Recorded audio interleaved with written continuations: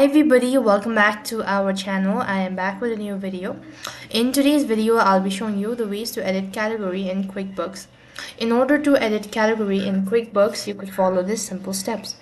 Now, first thing first, you want to go ahead and open up your browser and type in quickbooks.com and log into your account.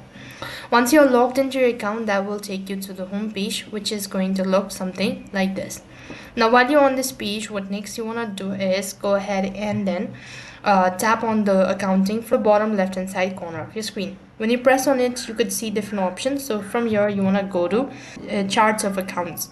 Next thing you want to do is you could see this sort of chart page where you need to go and click on the action button from a right hand side bar. Once you do it, so under it you could see account history. Now click on connect bank, then click on edit. As you click on edit, next thing you want to do is go ahead and make changes with your account type, name, all that. So you could go and read about this and click on the save and close button. Once you've done it, so you could go ahead and make some changes as well. So this way you'll have successfully edited category in QuickBooks. That is all for this video. I hope the video was helpful. Make sure to like, share and subscribe to our channel. Thank you for watching. See you in the next video.